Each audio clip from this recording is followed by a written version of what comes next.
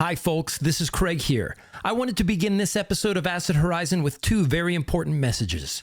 The first is that Black Lives Matter. All of us here on the show are committed to ending white supremacy in the United States and around the world. Furthermore, we acknowledge and support the struggle of Black people and other people of color to overcome this persistent form of oppression. The second message is that we want to thank our new patrons for supporting us in our endeavor to cultivate a widespread passion for theory. We want to thank you by name at the end of the show. Now, without further ado, here's today's episode.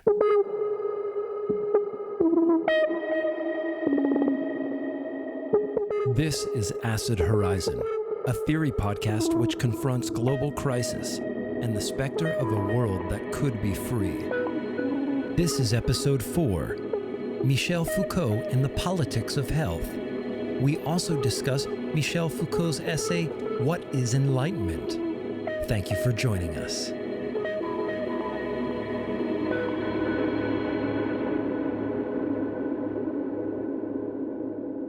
Welcome to Acid Horizon, the theory podcast. Today I'm joined by Matt and Will for our discussion of Foucault's essay, The Politics of Health, which can be found in his compilation of essays, Power Knowledge, selected interviews and other writings from 1972 to 1977. Our review and treatment of this work comes at a time in our history at which the world faces a global health crisis in convergence with its many other crises. Our purpose is not only to make connections with the politics of the here and now, but also use this essay to describe Foucault's methodology and determine what it might hold in store for us in terms of the theoretical tools it presents for matters at hand. This episode was Will's brainchild, and Foucault happens to be a very good friend of Will's, so I will defer to Will during this discussion quite often. So, Will, perhaps you could start us off by telling us, what is Foucault up to in this piece, and where is this piece situated among Foucault's other works? So what Foucault is up to in this piece is he's trying to discuss the birth of a new form of politics, but one that is born out of medical practices, an area that in conventional political historical analysis is generally kept separate. And that's still true now in the way we treat politics, right? One thing that Foucault would argue is that political structures tended to be kind of treated as separate entities from the medical at a superficial level. But what we see in this essay is that that's not entirely true. In fact, the political was heavily reliant on these structures of medicine, of family, of policing, and some of this is still true today.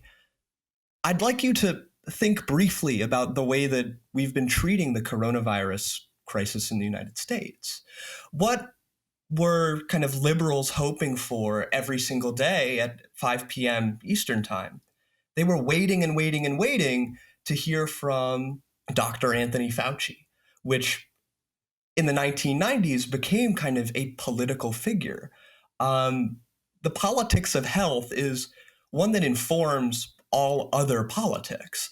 And what Foucault starts to try to do here is show kind of broadly, and he does this throughout his corpus, how one feeds into the other. And this gets kind of clarified particularly when we see the birth of urban centers and the rise of hospitalization and the political processes that surround that, the compartmentalization of these buildings, the way in which these general hospitals serve both a medical role for the individual, right? You have an illness, you want to get it cured, you go to this space and they deal with it, but also one that deals with societal ills, right?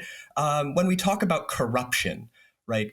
The term corruption, we think of things like Richard Nixon or the Nixon campaign discussing things with the North Vietnamese, the Watergate break-in.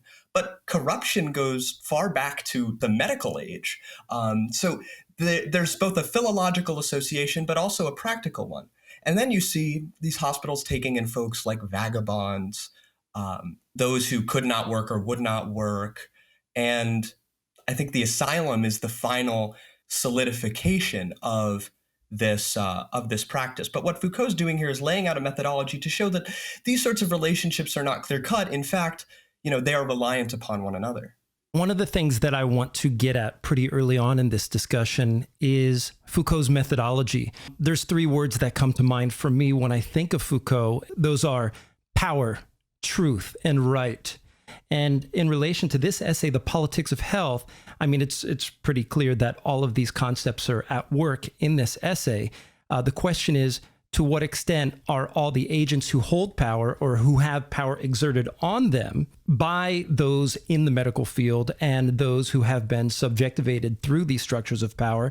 And to what extent does truth or the notion of science impact the dynamics of power? And to whom are certain kinds of political right conferred? I wanted to begin just by talking also about the three modes of objectification in Foucault. And I think this is something to keep in mind. This is something that I pull from his essay, The Subject and Power. And there are three things that transform human beings into a subject. The first being modes of inquiry, which would be something like the sciences of a subject, languages, economics, biology, in this case, medical science. And also what Foucault calls dividing practices. Those practices or routines that separate things into categories of good and bad, criminal and good citizen, sick and healthy.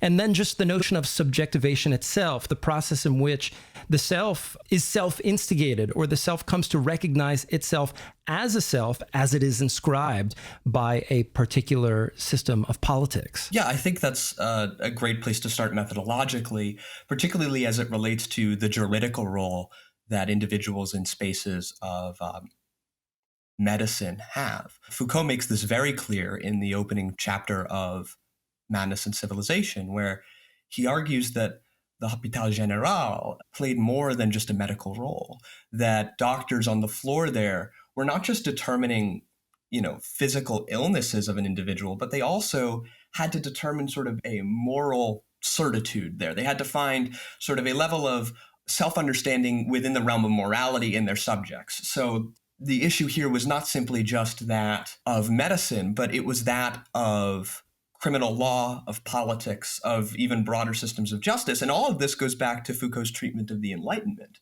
He is using the tools that the Enlightenment gives him and turning them back on Enlightenment thinking. The byproducts of the Enlightenment, these concepts of truth, of the universal man, of rights, which plays a really important role in Foucault, where in sort of a post-Lockean sense, Foucault is going to truly stab at this concept of universal human rights in a way that shows that once they're guaranteed to a population, they can just as easily be taken away.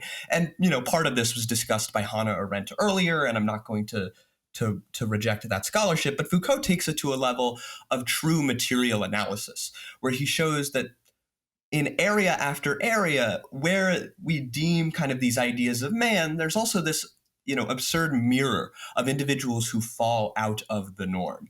And it's those individuals that become problematized to Foucault. It's those individuals that, if one wants to have a different interpretation, get to be sort of a revolutionary subject or a problematized subject within political discourse.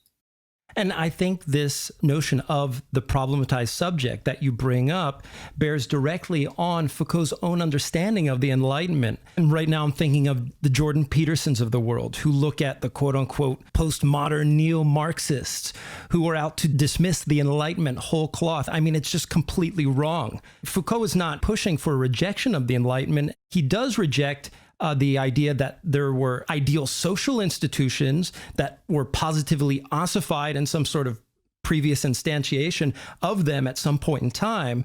Foucault is actually a supporter of the Enlightenment in its prerogatives insofar as it's a means of valorizing what he calls permanent critique, the permanent critique of present social conditions and their historical antecedents as the ongoing project of political liberation of autonomous subjects. And we see this in Foucault's life, right? Mitterrand gets elected and wants Foucault to serve in that government. His staff sees kind of an interest in Foucault's activism, and Foucault steps back. Deleuze is excited that this has happened and writes all of these, great pieces about the rise of the possibility of a French socialist government. Everyone is on board, but Foucault's notably silent.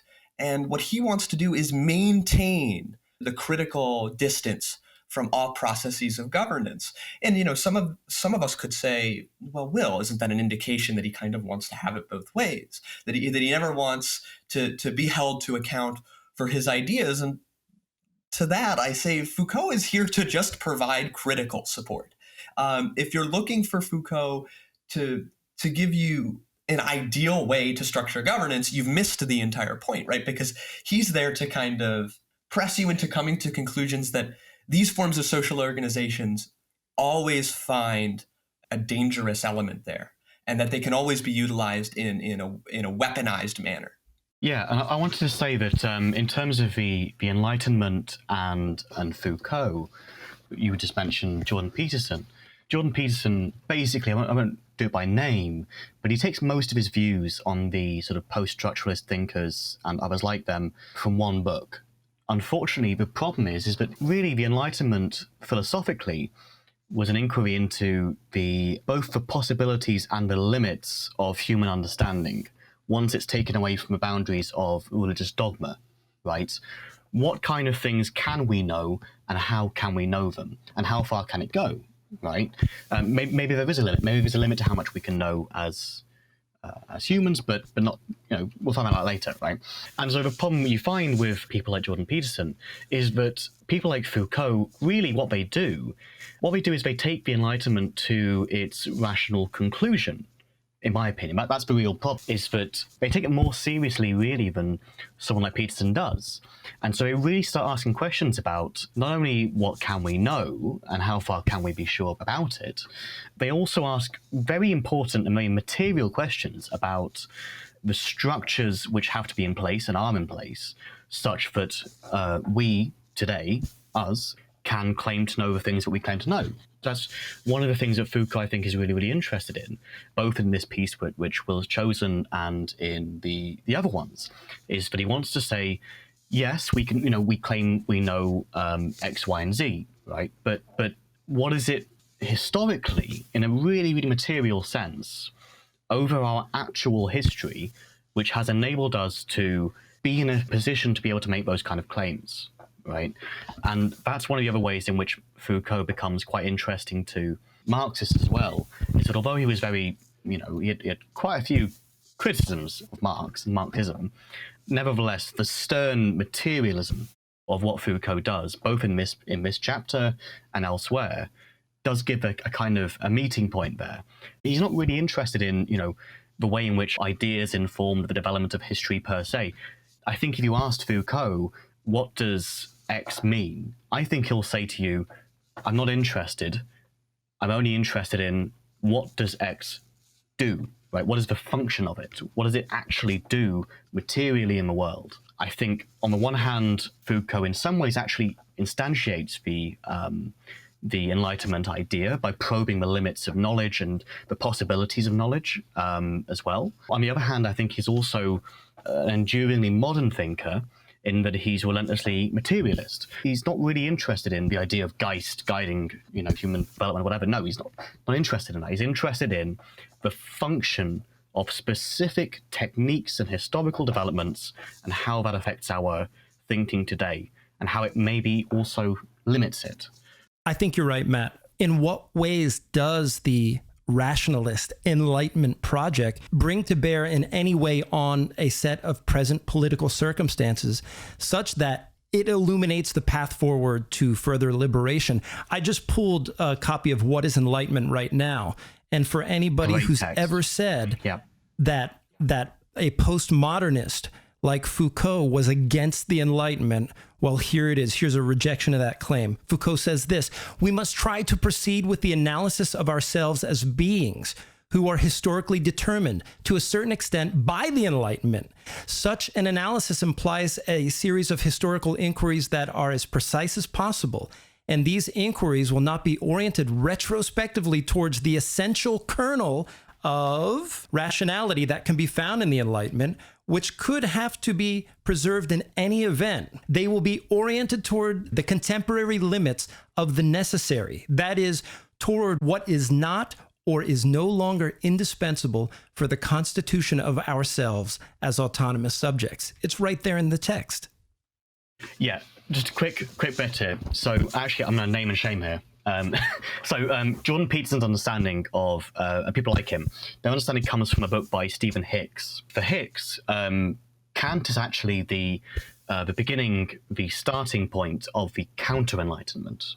Whereas, of course, any actual philosopher, historian, whatever, would understand that Kant really was one of the key figures in the Enlightenment, right? One of the problems is that although Kant will say, let's probe both the limits of knowledge and the conditions which make that knowledge possible, once you simply dismiss Kant as counter-Enlightenment, you don't really have to deal with any of that, right?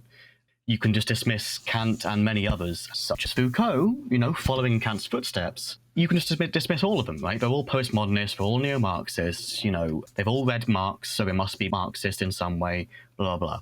I'll leave it off there, but I think there's a real issue there where the understanding of what the Enlightenment is and thinkers becomes a problem for understanding people like Foucault and many other, what you might call charitably post-structuralist thinkers. Yeah, I think what's deeply frustrating about folks like Stephen Hicks and Jordan Peterson, particularly in the way that they relate themselves to Foucault, is, I really do hate doing this because, it became sort of a cultural motif when Jordan Peterson just looked at that one person and said, read more. But I can't help but see a remarkable shallowness of understanding of Foucault and Derrida and, that ilk whenever Stephen Hicks or Jordan Peterson speak on these issues, because they seem to just outhand reject it. Look, there are so many people who are guilty of simply rejecting philosophical schools, movements, but the problem here is that they set out to provide a profound critique of it. And when they fail to understand that Foucault's very project is grounded in the very tools of the Enlightenment, at least on the analysis side, at least on the material analysis side of the critique of historical reason, there's something deeply frustrating about it. Because what does the What is Enlightenment essay begin with? Well, it begins with Foucault talking about the history of that question. Foucault's deeply interested in what exactly Enlightenment tools meant. And throughout the essay, he provides qualifying statements like this one: I do not by any means propose to consider it as capable of constituting an adequate description of Enlightenment. And no historian, I think, could be satisfied with any form of analysis in the social or political transformations that occurred in the 18th century. Foucault's entire corpus is based on the transition from pre- and post-Enlightenment philosophy and the socio-political and economico-political transformations that occurred because of this line of thinking. And this very essay that, I pushed on you guys for this today circles around that point of transition. So people like Jordan Peterson, it's frustrating to have to find kind of the nitty-gritty issues with their understanding of Foucault. But I think part of it is simply because they don't understand the way in which Foucault is going about critiquing some of these subsequent values, but also that he's doing it in a genealogical method. Who is one of Jordan Peterson's greatest, icons? Friedrich Nietzsche. Well, let's get back to talking about what a genealogical method is for Foucault. I think one of the generic statements that can be made about Foucault is that power relations involve these complex distribution of agents, which evolve complexly and so forth. And also maybe for Foucault, something like historicizing power relations, but not verticalizing them, that kind of statement. But I think the crux of his methodology, like you said, does attend to his relationship with Nietzsche and the notion of a genealogical method. And so, Will, maybe that's a good place to sort of dive back into the text.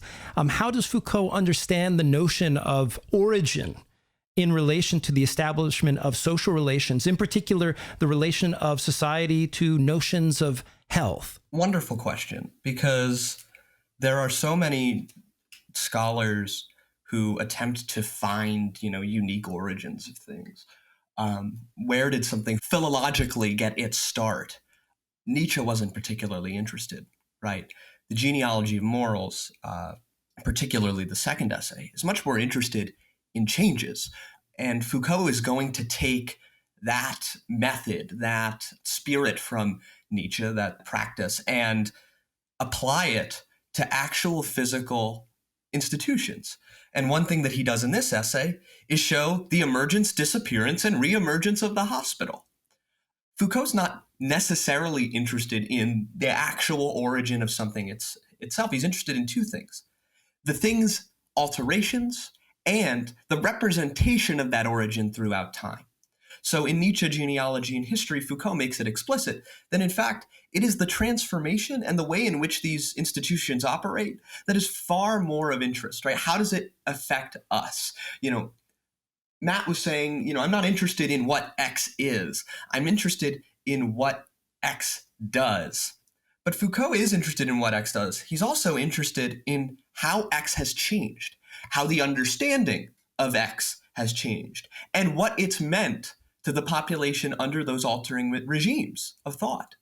So for Nietzsche and for Foucault, genealogy is a practice of alteration, right? With Nietzsche, it was the transvaluation, the rise of new forms of morality, the internalization. Foucault will do a very similar thing with the internalization of sexual practices, sexual morality, the treatment of the body, the way in which we recognize our own sexuality, the way in which we identify ourselves as subjects within, ethical fields, finding ourselves lined up with a series of ethical matrices and how we recognize ourselves within them. But it's not about, where did it start? Because to Foucault, that won't help us. For Foucault, it's where did it change? In the beginning of this essay, it seems that he wants to head off some presuppositions that anyone might have about the emergence of the medico-juridical apparatus of the 17th century. And basically, in accord with what you're saying, he regards the quote-unquote origin of medicine not as from folk superstitions to modern medical practices, like there was a direct line going from A to B. And it also seems like he wants to avoid a reduction of the emergence of the medico-juridical apparatus as a relation between the individual and market structures. So maybe you can kind of take us into the text just on that. And one of the sort of implicit questions there is, how is Foucault differentiating himself from, let's say, a Marxist? The final paragraph of this essay makes the differentiation clear.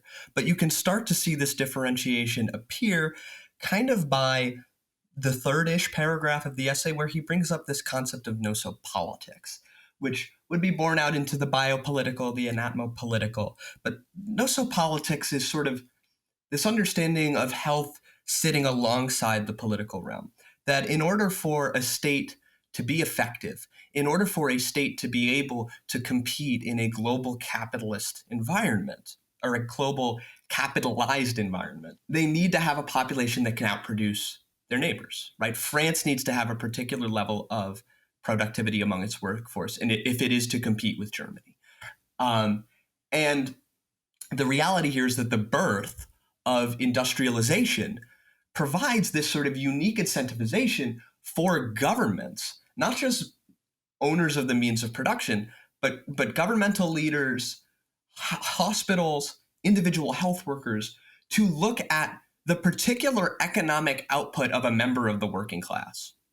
That the relations that exist there are not merely between the owner of the means of production and the individual who's alienated from their labor, but it's also the owner of the means of production, the person in the prison, the person at the Hôpital Général, the doctor, the nurse. They're all contributing to this production of power that is far more complex than maybe some of his contemporaries would have seen it. And what I always like about Matt's analysis of Foucault is when he really pins down Foucault's materialist analysis, because it is one that is highly historical and extraordinarily physical, right? He's literally looking at buildings, literally looking at charging documents, at diagnoses.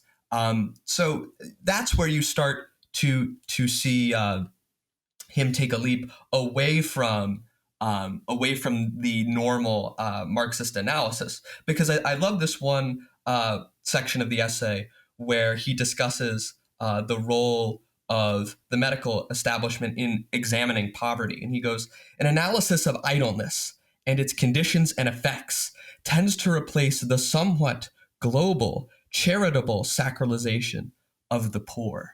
And we see this shift right at the birth of utilitarian philosophy, because no longer are the poor, the misfortune, those in states of misfortune, right, the way we generally understood it through the religious lens. Now they're failing morally because they're no longer contributing to industrial processes. And he's noting that shift as one that's important, not only to our understandings of morality, but to the way in which we treat actual bodies. So for that reason, I think it's fundamentally different, but it's still sticking really, really stringently to material analysis, as Matt said. Yeah, I just wanted to ask, so just to clarify, whether should we see nosopolitics as the same thing, at least in broad terms, as biopolitics? Great question. Some say yes, some say no. The problem with nosopolitics is that it's only ever referenced in regards to this particular text. Right.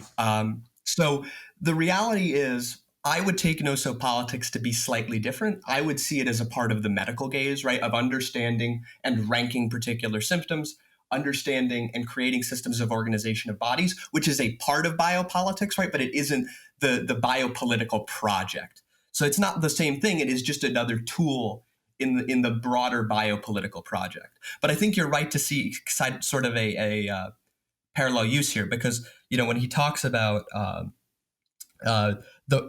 being the problem of health of all is the priority of all. The state of health of a population as the general objective of policy. Well, that sounds like biopolitics, right? Largely because it is. It's a part of the broader biopolitical project. But here we're not getting to the point of the self-maintaining practices, the emergence of particular hygienes that are tied in with sexual morality and all of these other, you know, regimes of the self. Rather, we're getting institutional analysis. And a stricter Foucauldian would say, no, these are fundamentally separate issues. But, you know, I'm willing to be wrong. Yeah, no, it just seems to me like there's obvious crossover and similarity between the idea of nosopolitics and biopolitics, right? Yes, there's some differences, as you say, and you're right. But one of the problems that's been raised, and I think I'm sort of sympathetic to this sort of critique, is that what emerges in later Foucault, in his later Paris lectures on biopolitics and biopower, which is, I think reasonably, you know, relevant to what we're talking about today, is that because of the way in which Foucault analyzes this, he ends up almost having quite a sympathetic view, actually, to the view of biopolitics, potentially, because it's at least better than previous forms of political power. But how do you think about Foucault and his relationship to the idea of biopolitics and nosopolitics? Because at a certain point, it does appear that he's quite sympathetic to the idea that actually it's not the end of the world. Actually, you know, if the government is interested in fostering the health of a population.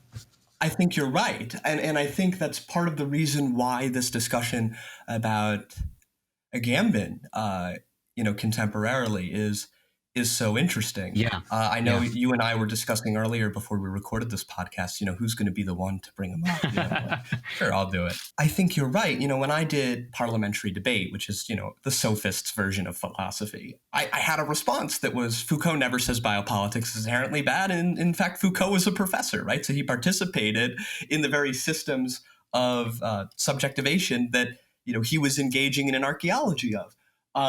But again, you know, I hate to be the A to Z brainy quote guy, but I will for this one. He's not saying everything is bad. He's saying it's all possibly dangerous. Yeah. So I love when people bring this up, because I think and you and I talk about there's this sort of coldness in Foucault that's kind of, you can appreciate. Yeah, I do. As someone coming from a sort of Marxist background, I do appreciate that actually in Foucault. But he rigorously sticks to the actual history. Actually, if I can very briefly just clarify. So earlier when I was saying you're not interested in what is X, what I really mean is that he's less interested in a sort of ontology per se. He's not interested in the essence of any given thing. He seems to me to be more interested in what does this thing do, right? What is its actual effects? It's the way in which it proliferates. What does it affect in a material way? And that's really where I'd sort of come down on Foucault in a positive way. I think you would see these same arguments present in Deleuze's account of Foucault, is that largely what he's doing to these systems is what D&G are doing to psychoanalysis. Right, It's not necessarily, they're not necessarily interested in kind of the ontology of Oedipus and, understanding the essence of these Oedipal structures, but they're interested in what these machines do, these social machines do. Foucault uses the word machine as well because he sees these places as zones of productivity. And I think one of the spaces where we could have a pretty fruitful discussion is about Foucault's analysis of the family and of police and of hospitalization, all of which emerge in this essay, which is again why, if you had 20 minutes to understand Foucault, I'd give you this essay and What is Enlightenment? Because I think What is Enlightenment gives the best breakdown of the history of the tools that he's been handed down, right? But the politics of health in the 18th century nail down everything from the society of discipline to the treatment of the insane, the mad, those who have fallen into folly, and to that of the self-regulating body.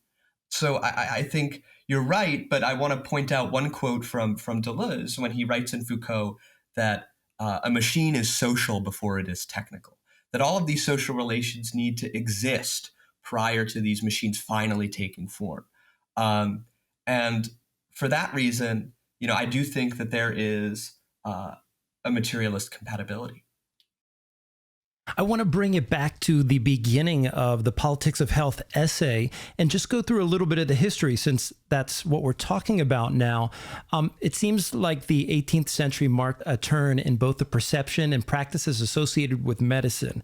And we could say that medicine was dislocated or made distinct from kinds of assistance normally given to the poor in the past. So there was what Foucault calls a sacralization of the poor in previous decades.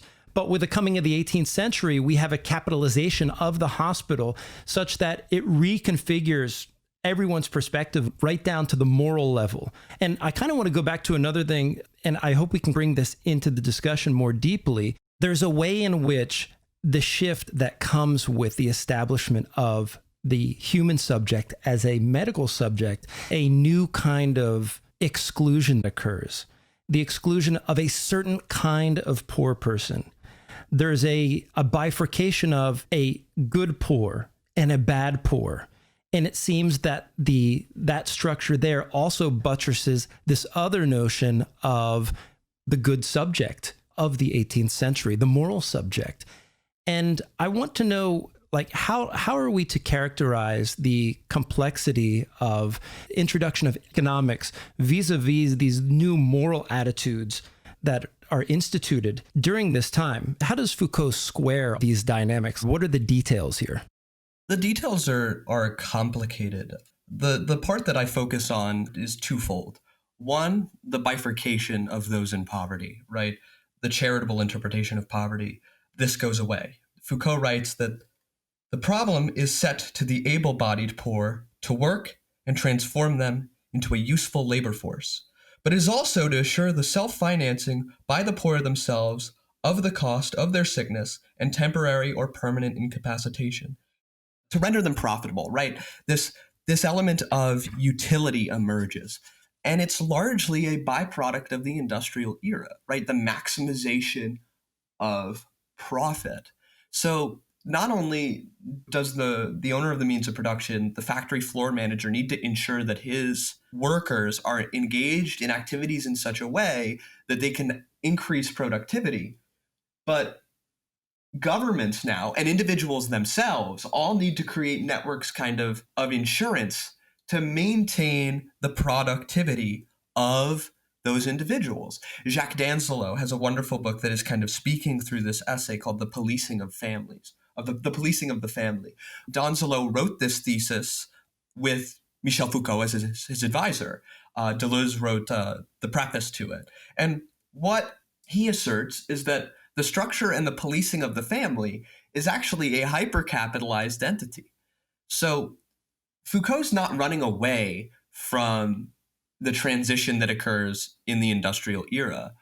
In fact, he makes it quite clear in Madison Civilization that the Hôpital Général had an ethical status, because it wasn't sufficient for the institution to return the mad to a state where they were useful. They also kind of had to become zealous proponents of this idea of utility across the board. So they needed to become the good poor.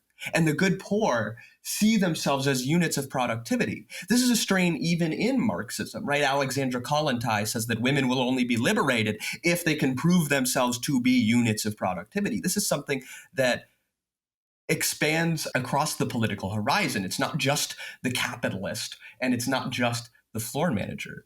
But on the other end, I think there's something to be said about the role of industrialization and the production in the hospital. I just wanted to jump in because there's maybe as a token Brit, there's maybe something worth saying here, which is that in Britain, obviously we have the NHS, the National Health Service, right?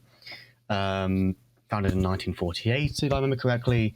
But the interesting thing about it is that when it was being, the idea was being thought through, legislation being drafted, the idea was that it would be a completely universal, completely free at point of use institution, right? And actually, within very few years of it being founded, all sorts of exemptions started being made for that. Dentistry and opticians, if I remember being correct, the other two big ones, which still carry on today. And so when I read a bit about in Foucault about the transition towards thinking of, the worthy poor or the unworthy poor and so on, right? It's interesting to me, given he's writing in a European context, and obviously, he's writing in 18th century rather than 20th. Obviously, I accept that, but just a different context.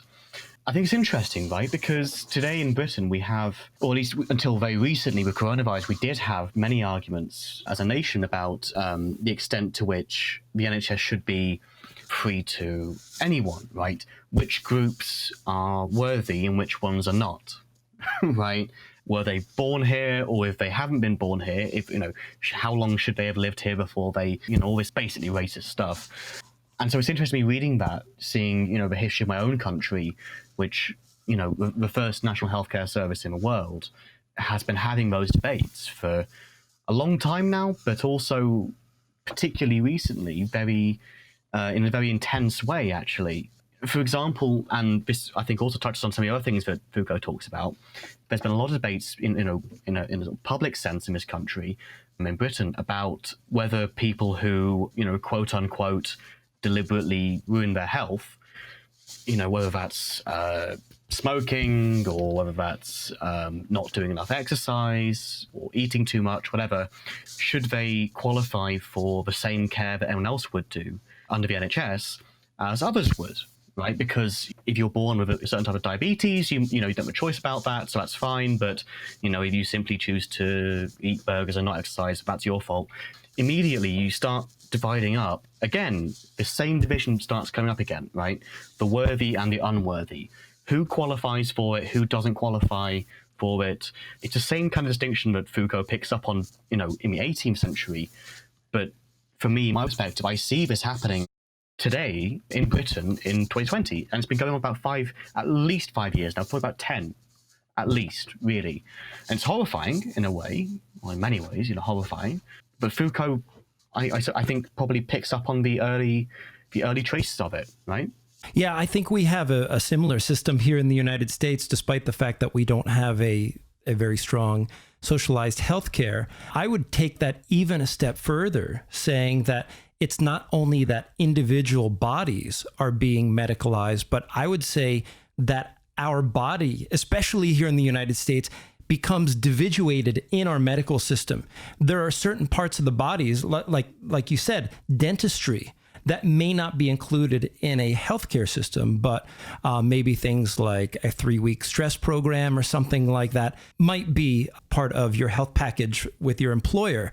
And it makes me think that we have made determinations on the basis of capital, which kind of treatments, which parts of the body will be privileged with treatment, even though in a strict, objective, scientific sense, maybe somebody's dental health will bring to bear with greater impact than anything that a 3-week stress course could do. Also, we were recently working on some curriculum for the men that I teach in jail. And we were talking about the politics of food. And I think about how, for example, the abundance of corn in the United States, particularly how the growth of corn has exploded over the past 30 to 40 years here in North America, and how it has impacted the food market and then brought to bear on people's health.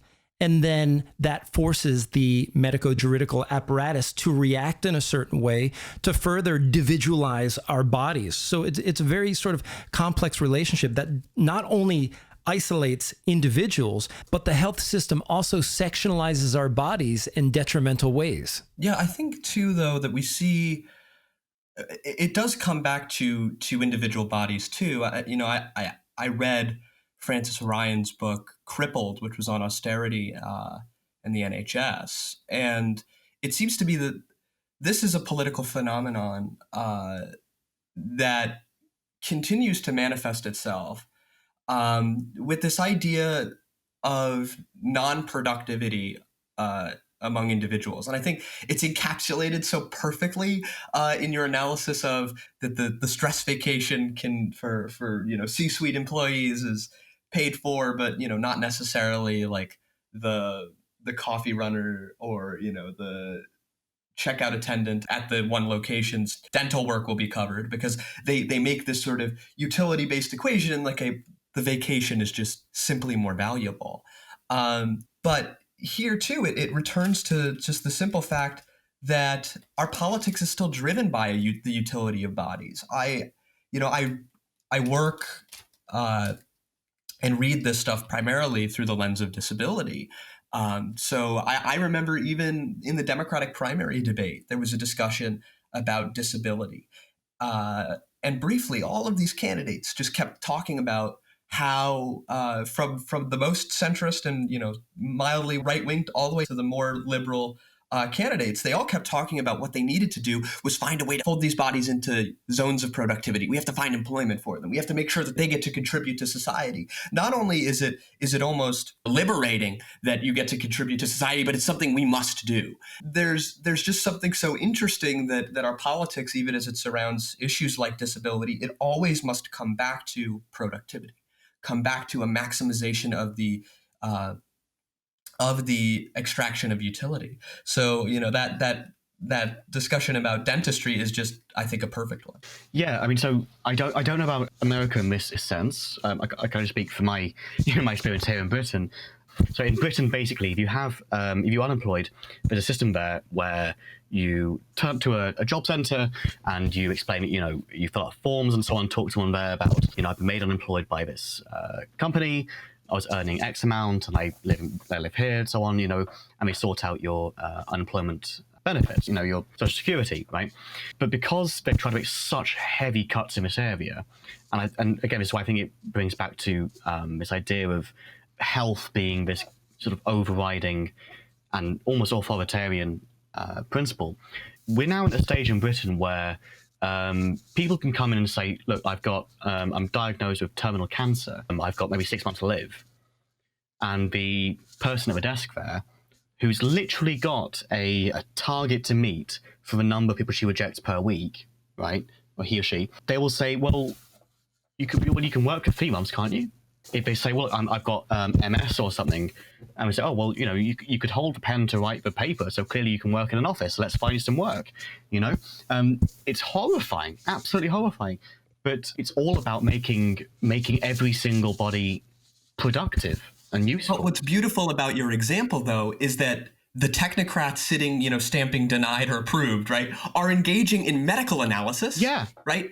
And the hospitals are engaging in analysis of productivity. So this in a sense, all relates back to Foucault's argument that these things are not separate domains, that these domains are reliant upon one another, that they each inform the processes of the other. So, I just thought I'd point that out. Yeah, no, it's horrifying. And just to maybe bring just another example just to bear on this, possibly less about disability, but also about the other ways in which health and other factors can impact on this issue. There was a story maybe a couple of months ago about a man who he was a homeless man in Britain. He had to beg for the money to get the bus to the job centre. And by the time he got there, having begged money and got on the bus and got there, he was about 5 minutes late to his appointment. And so they said, tough luck, you're late. Clearly you don't have a work ethic, so come back next month and we'll start another go at it. So he had to wait a month for his normal Social Security, right? These bodies are disciplined in such a brutal way right now, particularly in Britain right now. It's just horrifying. It shows, I think, a lot of what Foucault says in this chapter. One of the things that I think we can bring back in from the text right now is Foucault making the distinction between the Middle Ages and with what happens in modern society with the introduction of the politics of health. Foucault uses a term here that we use fairly conventionally, but Foucault has a very different usage of that term, and that's the word the police. Foucault's basically saying that in the Middle Ages, the functions of power during that time were militaristic and juridical. In modern society, we add to that the optimization of health. And then in the next breath, Foucault will say, together, these functions are managed by what we call, quote unquote, the police. It's pretty obvious to me he's using a non-standard definition of police here, so I was hoping we could unpack that. Police are those who engage in policing, those who engage in a gauging of accordance to particular social standards. So when we hear the word police, right, particularly in the context now where we're having this really important discussion about brutality and the violence wrought on particularly the African American and minority communities in the United States. We have a very particular reaction to that word, but Foucault's using it in a little bit of a different sense. He's arguing that policing occurs in all of these spaces, right? Just as the doctor has a medical role, he also has a judicial one, right? He also gets to deem whether or not you're sane, whether or not you're capable of not being confined in an asylum. Foucault will question this segmentation of elements of force, and what instead he will say is that they all kind of interweave. In fact, it's the physical structures that are segmented, not the bodies, not the juridical or medical bodies. Those are actually quite well meshed. So with that, I think we have to engage with the word police a little differently. But what's interesting, though, is, we have these talks about reforms all the time, and I'm reminded of discussions about trying to alter what the police do and don't do, what social workers do and don't do. And the problem here is that it's rooted in the very practices of monitoring the population, that these sorts of transgressions by individuals of authority beyond what we believe is their bounds, right? Like a cop shouldn't act as a person who analyzes mental health, yet he does. Foucault is kind of presenting this as not a unique or new phenomenon, but one that has existed since the inception of these very institutes of authority. I'm curious because after reading this essay, I got a sense that there were a new set of imperatives that came out of the medicalization of society in the 18th century. I'm wondering, how would Foucault look at the situation in the United States today, where arguably, many of these standards have persisted at some level, but now the United States, which is somewhat of an aberration amongst developed Western nations in terms of its relative lack of access to affordable healthcare, how might these standards have changed or remain the same in view of the dynamic that Foucault is talking about? And do you think it's the case that the medicalized subject in American society, for example, today exists under the same imperatives as the folks who lived in the 18th century? Yes and no, right? Because institutions of analysis and power are always changing, right? So I think of the United States military draft, right? the role that the medical establishment played in deeming bodies worthy or unworthy of combat, right? These sorts of things change. Now a draft is no longer the problem. We shift to just the hyper focus on economics. But there is a significant material difference between that of the United States and that of the UK, in which the United States is so heavily drowned in utility-based policymaking that I think that argument about the good and the bad poor, right? We see it just so blatantly in the politics of the Reagan era, so blatantly in even the politics, going back to the politics of the Nixon era, that there is a fundamental difference, but the medicalized subject kind of remains the same entity of inquiry. I don't think there has been this sort of re-examination, liberation, whatever you want to call it, of the medicalized subject. There hasn't been this fundamental viewpoint change. No, I don't think so. Clearly for Foucault, health becomes the object of surveillance, analysis, intervention, modification, and so on. And these functions entail the creation of the edifice of health, as we've talked about today, and the schemes of socialization that we participate in. And in light of what has happened with coronavirus, the media and the medical establishment have maintained the effectiveness in some countries of contact tracing as one of the best ways to stem the spread of the coronavirus. On its face, this has many Foucauldian implications, right? I look at a place like South Korea, they have engaged with contact tracing, and I believe Germany has as well, if I'm not mistaken. And many have opposed the use of contact tracing as they believe it would further enhance the surveillance state's ability to monitor its subjects. That might be true. And if this claim is true about contact tracing, is there a way where we as workers or citizens can still reap the benefits of surveillance technologies while escaping the potential detriments? Or would Foucault look at this situation and say, no, actually, that's not the case. Our ability to surveil subjects and to constitute a medical subject in our society are completely interwoven in such a way that maybe they cannot without extreme legislation? I think they are entirely interwoven. I think Matt would probably say there's a particular problem with private companies engaging in this kind of surveillance and then selling the data to the U.S. government, which is what is happening, right? Like the U.S. government is contracting out companies to do this, right? To install thermal cameras in hotels and all of this. So they have access to that data. I don't think you can theoretically put the genie back in the bottle. I'm tempted to respond to say that we already have a form of contact tracing, right? The form of contact tracing that we have up in states like New York, right, is so rudimentary. You call someone and say, who did you meet with for longer than 15 minutes in the past 2 weeks?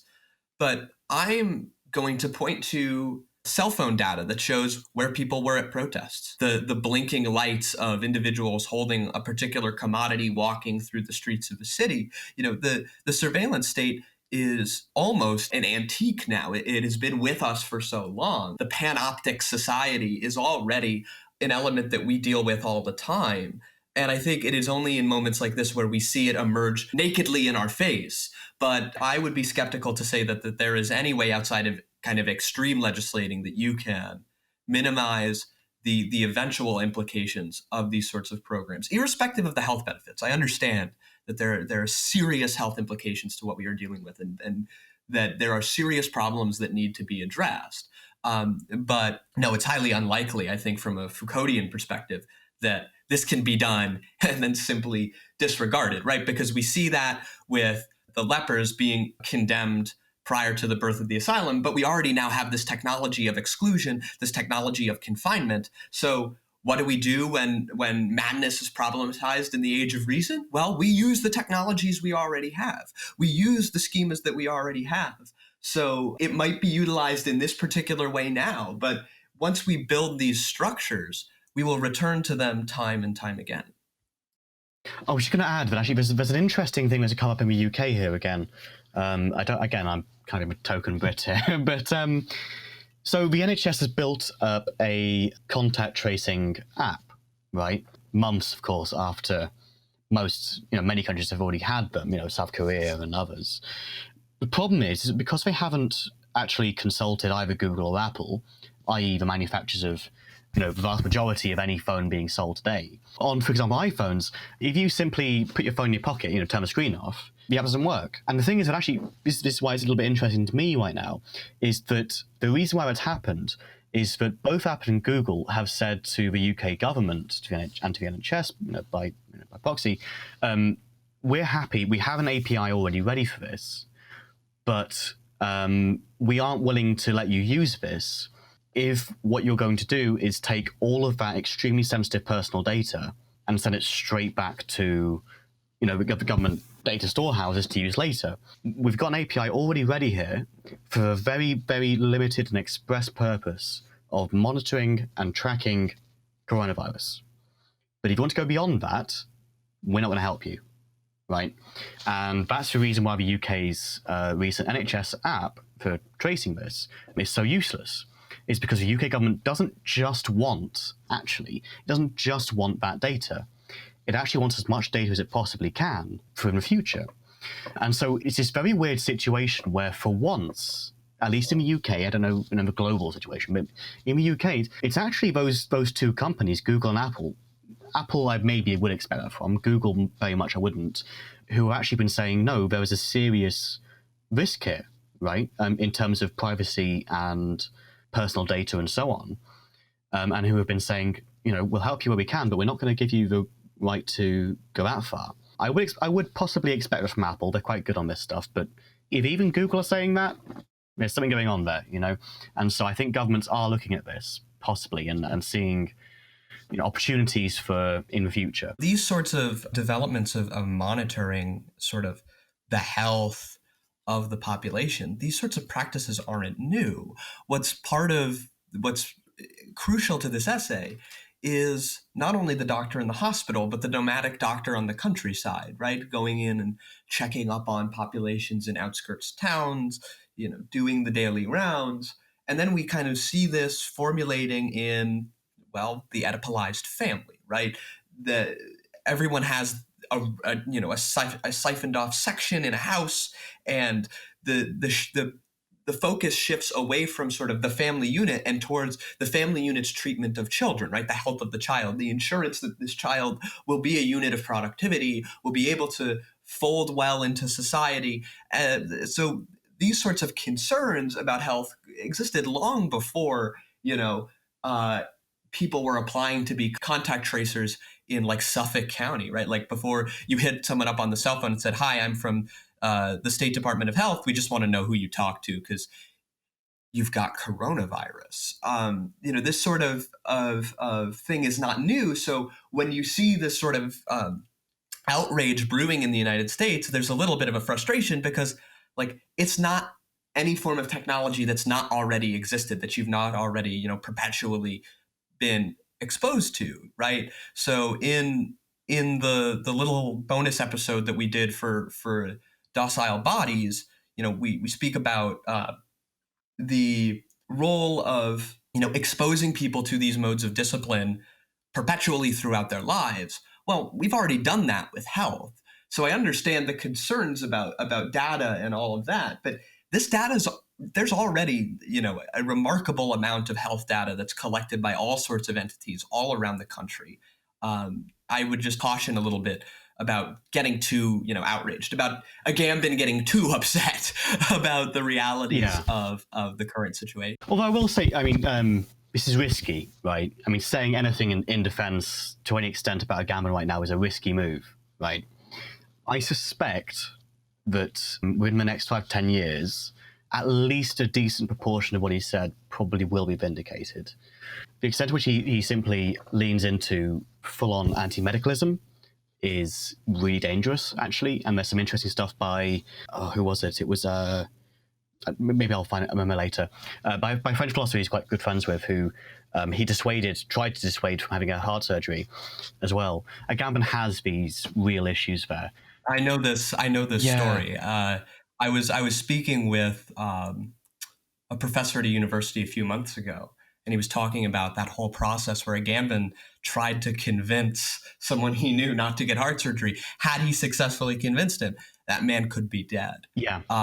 Foucault's not engaging in that kind of anti-medicalism, right? No.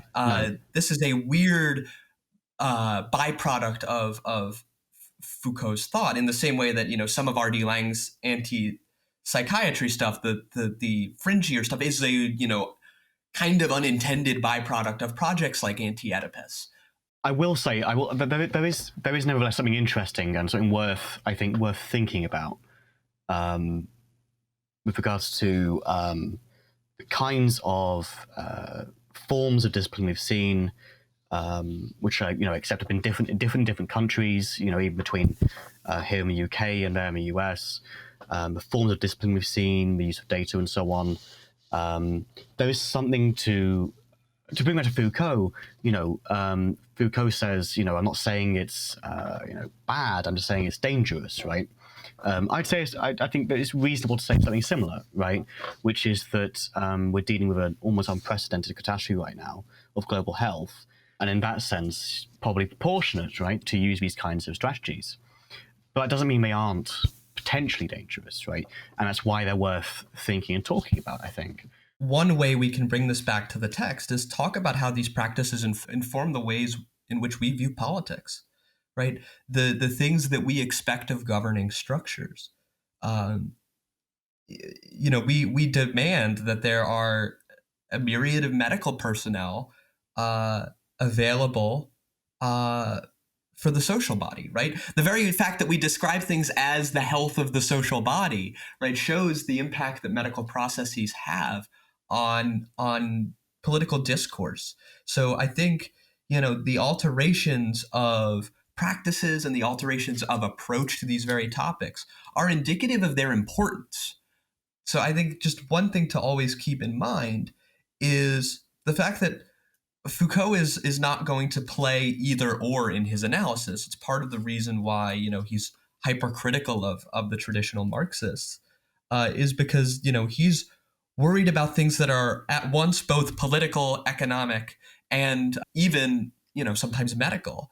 I think it's important to see the ways in which, even now, with all of this, awful stuff going on as it relates to coronavirus and just the terrible tragedy of this whole thing, it's going to impact the way in which we interact with each other at the political level. I think maybe now is a good time to talk about why we brought this text into focus. And as we talked about prior to the podcast, this would be a very good text of Foucault's to sort of get the full scope of what it is that Foucault does, because it encapsulates so much of his work in such a short amount of space. What could somebody like a Marxist or somebody committed to another form of social theory or analysis gain from an engagement with Foucault? And maybe another way to pose that question is, what is something that a Marxist could interface with in this analysis, maybe add to the Marxist analysis? Or what is something that Foucault delivers that maybe Marxism does less of, or even not at all? So I think one reality here is that Marxists that find themselves allergic to post-structuralist analysis do a real disservice to their own political pursuit. Because the reality is that when Foucault says that some forms of Marxism exist in the 19th century like a fish exists in a bowl of water, in that it can't survive anywhere else, he says that in The Order of Things. He's right, because the economic analysis refuses to advance into new forms of social control, new forms of productivity, and they remain kind of stringent in this realm of worker relations that in some ways finds itself antiquated in comparison to contemporary social organizations. But the one thing that I would say is Foucault is doing something similar in that, Sartre has this discussion about two boxers in Critique of Dialectical Reason, where he says there are two boxers and they're fighting. But there's also the ring. There's also the fact that they're enclosed in a certain space. There's this particular buoyancy to the floor. It's not just a battle between two individuals. That social conflict is way too simple. There are all of these other factors, and Foucault is interested in the referee, the bars, the stiffness of the gloves. Foucault is engaging in other material analysis of the conditions of existence that sometimes Marxists don't engage in. Sometimes they reject it offhand and look at things as strictly labor relations. Foucault, I think, would argue that sometimes it's a bit more complicated, and I think sometimes he's right. I agree. I've never really seen a problem personally. And again, maybe I'm wrong here, but I think I've possibly come from a slightly more sort of indebtedness to Marxism than Craig or Will here. But I've never really seen a problem with Foucault and Marx in the sense that they're both indebted to a relentlessly materialist, historical materialism, right? That's their fundamental perspective. And in that sense, I don't think there's necessarily a conflict. And I think it says something that people like Antonio Negri, who we discussed a few weeks ago on, Hart and Negri's Empire. But he wrote, Foucault is central to that book in his analysis of biopolitics. Negri wrote a book on Foucault, just nothing but Foucault, for that reason. I don't see any particular fault in that. There will be issues you have to kind of iron over, I think, or find ways of resolving. Foucault was not a Marxist, right? He never was. If I can say one last thing, just an anecdote, actually, is that there's a very interesting interview, and I can't know exactly where it was, but if you Google some of the related terms, you can find them. He did an interview where he admitted that actually, if he'd read the Frankfurt School, Adorno, Max Horkheimer, and so on, Marcuse, if he'd read them earlier, he probably would have been led into writing in that framework and engaging with thinkers and doing, quote-unquote critical theory in that sense. So I think there's actually more links than are sometimes accepted, both by people who are very strong on Foucault and by others who are just, really strong Marxists and who think that Foucault is a kind of, revisionist or whatever. But there are links there, and there's ways to make use of both of them, I think. And the interesting thing about Foucault is the way in which he conceptualizes things which don't just come down to class in historical materialist terms. So I think if you can bring yourself around to that, I think there's a lot to learn from that. I think for my part, the one thing that I get from Foucault that I don't get from Marx, and actually challenges Marxist theory, is Foucault's anti-ideology about language. And you get this in Deleuze as well. And it's pretty clear to me that there's some cross-pollination between Deleuze and Foucault on this point. I see Foucault as cautioning us against a reduction of institutional languages, for example, to what we might call their semiotic elements, reducing those semiotic elements to ideology, that is. Like Deleuze, Foucault says that ideology presupposes a false obfuscation of power through language. So what we might otherwise call ideological aspects of power, I think, are better construed as maybe productive apparatuses of power. And I know Foucault has this quote where he says, it's more and less than ideology when it comes to language. So what we refer to when we say ideology involves, I think, methods of programming and the production of real effects. The production of political subjects involves the institution of habits, routines, circulation of knowledge. And these are all effects that we experience and factor into a broader notion of political economy. And so for me, I think when you look at somebody like Foucault and Deleuze, it calls into question what a political economy is. I don't think, for example, Marx could have seen the rise of something like social media. Maybe he could have. I would grant him that. But to be able to conceptualize the effects that social media, for example, has had upon the populace and how those effects get folded back into the economy, I think require empirical analysis. So for me, it's ultimately about the way that institutional languages function. And so with that said, maybe we'll just kind of wrap things up. Maybe Will or Matt, you have something to finalize this episode with. Yeah, I wanted to just dive in there a little bit. I want to defend Marx there, or Marxism there, because there's a difference between like Marx and Marxism, right? So within Marxism, as a school of thought, there have been many different thinkers and contributors, and many of them have, thought about the role of language, of culture, and all other sort of social issues, gender and race and so on, in really interesting and sophisticated ways, right? So it isn't that Marxism is immune or ignorant of these issues. They do think about them. It's interesting to me that Craig just mentioned the idea of habits and habituation in the ways in which we sort of perceived world, right? I mean, that's Althusser to a T, right? That is exactly what Althusser says about ideology. For Althusser, ideology, in a way, he will kind of build in a sort of semiotic element to it, but really, it doesn't even need the semiotic element.